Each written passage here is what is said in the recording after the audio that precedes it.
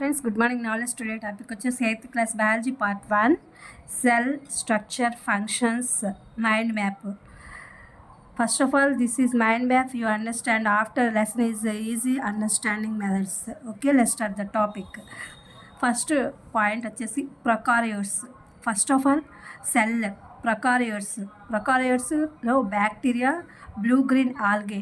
Eukaryotes plant cell, animal cell. Cell second point cell boundaries, cell wall, cell membrane. Cytoplasm, nucleus. Cell organelles, nucleus. గోల్జీ complex, ribosomes, chromosomes, nucleus, vacuoles, mitochondria. This is second point. Endoplasmic reticulum, ER. Third, cell structure and functions. Discovery of the cell. Number, unicellular, multicellular. First of all, the cell.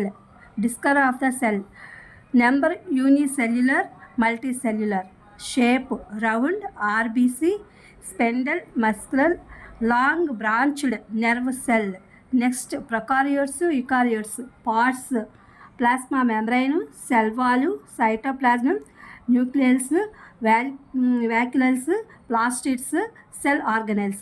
Next, size smallest 0.1 to 0.5 micrometre. Largest 170 mm into 130 mm. Cell organisation, cell, tissues, organs, organ systems and organism. This is in English explanation. ఇప్పుడు తెలుగు చూద్దాము. Cell అంటే కణము, నిర్మాణము, దాని యొక్క విధుల గురించి mind map అనమాట. ఇందులో మీరు లెర్నింగ్ అవుట్కమ్స్ అంటే ఈ లెసన్లో వచ్చేటువంటి లెర్నింగ్ అవుట్కమ్స్ అన్నీ కూడా ఇందులో ఉన్నాయి. అంటే మీరు నేర్చుకోబోయేటటువంటి విషయాలు, కీవర్డ్స్ అన్నీ కూడా ఇందులోనే ఉన్నాయి. వీటి గురించి నేను ఫస్ట్ ఆఫ్ ఆల్ ఈ మైండ్ మ్యాప్ ఎక్స్ప్లెయిన్ చేస్తున్నాను అనమాట. ఫస్ట్ పాయింట్ వచ్చేసి ప్రొకారియోట్. సెల్ అంటే కణము. ప్రతి దానిలో కూడా ఇప్పుడు యానిమల్ అయినా, ప్లాంట్ అయినా, హ్యూమన్ బీయింగ్ అయినా, ఎందులో అయినా కణం అనేది ఫస్ట్ ఉంటుంది. ఈ మూడు అంటే మామూలుగా యానిమల్లో ఉండేది, ప్లాంట్లో ఉండేది, హ్యూమన్స్లో ఉండే కణాలన్నీ వాటి యొక్క స్ట్రక్చర్ అంతా కూడా ఇది మైండ్ మ్యాప్ అనమాట. ఫస్ట్ కణం వచ్చేసి ఇది ఏంటంటే ప్రొకారియోట్స్ అంటే మనం ఏం చెప్పుకున్నామంటే కేంద్రక పూర్వజీవులు లేదా కేంద్రక పూర్వ కణాలు అని చెప్పి చెప్పుకున్నాము. ఇందులో ఏముంటాయంటే బ్యాక్టీరియా అంటే సూక్ష్మజీవులు, బ్లూ గ్రీన్ ఆల్గే అంటే నీలి ఆకుపచ్చ శైవలాలు అనమాట. తర్వాత యూకారియోట్స్ వచ్చేసరికి ప్లాంట్ సెల్స్, ఇవి మొక్కల కణము. అండ్ యానిమల్ సెల్స్ అంటే జంతువులలో కణాలు. అలాగే సెల్ బౌండరీస్ అంటే సెల్ జంతు కణాలు, మొక్కల కణాలు. అలాగే సెల్ బౌండరీస్ వచ్చేసరికి ఆ యొక్క సెల్ యొక్క వాటిలో ఉండేటువంటి సెల్ వాల్ అంటే సెల్ యొక్క గోడ అని చెప్పి, లేదా అంటే సెల్ యొక్క కణము అని చెప్పి అనవచ్చు. సెల్ మెంబ్రైన్ అంటే త్వచము, కణ త్వచము. అలాగే సైటోప్లాజం వచ్చేసరికి ఇదేంటంటే కణాలపై ఉండేటువంటి రకరకాలైన సరిహద్దులు. సెల్ వాల్ అంటే సరిహద్దులు, కణపు గోడ అనవచ్చు, లేదంటే కణము త్వచము. అలాగే సైటోప్లాజం వచ్చేసి కణంలో ఉండే ప్రోటీన్లు, ప్లాజ్మా అనమాట. అలాగే న్యూక్లియస్ కేంద్రకము, కణ అవయవాలు. అలాగే జన్యు ఇవన్నమాట. క్రోమోజోమ్స్ దగ్గరికి వచ్చేసరికి జన్యువులు అనమాట. ఇవి క్రోమోజోమ్స్ వచ్చేసరికి అవి జన్యువులు. అలాగే సూక్ష్మ తునకలుగా ఉంటాయన్నమాట. ఎందుకంటే ఇది సెల్లే కాబట్టి అది డెవలప్మెంట్ అనేది నిదానంగా జరుగుతుంది. ఇది మైండ్ మ్యాప్ కాబట్టి ఓన్లీ. అలాగే దీంట్లో వచ్చేసి కేంద్రకము. తర్వాత ఇక్కడ వచ్చేసి గాల్జీ కాంప్లెక్స్ అంటే కణాలు ఉండేటువంటి వాటిని కణాలపై ఉండేటువంటి కణాంగాలు లేదా రైబోజోములు, వీటిని గాల్జీ కాంప్లెక్స్ అని చెప్పి అంటారు. రైబోజోములు అంటే కణశక్తి భాండాగారాలు అని చెప్పి అంటూ ఉంటాం కదా. మైటోకాండ్రియా అదే అనమాట.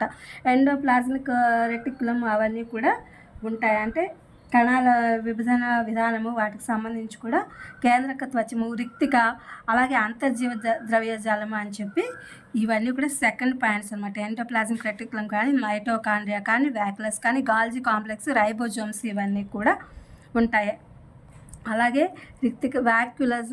వ్యాక్యుల్ అంటే ఖాళీ ప్రదేశం ఉంటుంది, లేదా అంటే దాన్ని రిక్తిక అని చెప్పి కూడా అంటారనమాట. ఇది సెకండ్ పాయింట్ వచ్చేసి నెక్స్ట్ వచ్చేసి సెల్ స్ట్రక్చర్ అండ్ ఫంక్షన్. అంటే కణము, ఇది మానవుల్లో మామూలుగా ఆ యొక్క సెల్ కణము, దాని యొక్క నిర్మాణము, దాని యొక్క పనిచేసే విధానము చూద్దాము. డిస్కవర్ ఆఫ్ ద సెల్ అంటే ఆ యొక్క సెల్ యొక్క ఆవిష్కరణ అనమాట. ఆ సెల్ని ఆవిష్కరించడం. నెంబర్ అంటే సంఖ్య, అంటే సంఖ్య అనమాట. యూనిసెల్యులర్, మల్టీ సెల్యులర్ అంటే ఏకకణ లేదా బహుకణాలు అనమాట. ఏకకణాలు లేదా బహుకణాలు. అలాగే వాటి యొక్క రూపము, ఆకారం గురించి చూద్దాము. అలా రౌండ్ ఆర్బిస్ అంటే ఎర్ర రక్త కణాలు. తర్వాత స్పిండిలే అంటే ఇది ఒక కుదురు అనమాట. ఈ యొక్క సెల్లో ఉండేటువంటి కుదురు. ఇది ఒక లాంగ్ బ్రాంచ్ అంటే మజిల్స్ అంటే కండరాలు. అలాగే చాలా పొడవైనటువంటి శాఖలుగా ఉన్నటువంటి నాడీ కణము లేదా నర కణము అని చెప్పి కూడా అనొచ్చు. అలాగే ఇక్కడ వచ్చేసి ప్రొకారియోట్లు, యుకారియోట్లు అని చెప్పి వచ్చిందనమాట. ఇందులో ఉండేటువంటి భాగాలు చూద్దాము. ప్లాస్మా మెంబ్రైన్ అంటే కణత్వచము. అలాగే సెల్ వాల్ అంటే కణగోడ.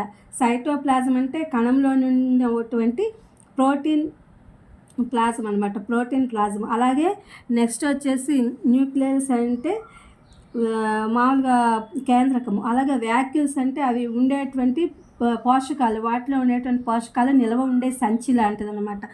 మొక్కల కణాల్లో కూడా ఒకే రకమైన కణాంగాలు అనేవి ఉంటాయి. అలాగే ప్లాస్టిడ్స్, సెల్ ఆర్గానెల్స్ ఇవన్నీ కూడా ఉంటాయన్నమాట. నెక్స్ట్ వచ్చేసి సైజు, పరిమాణము.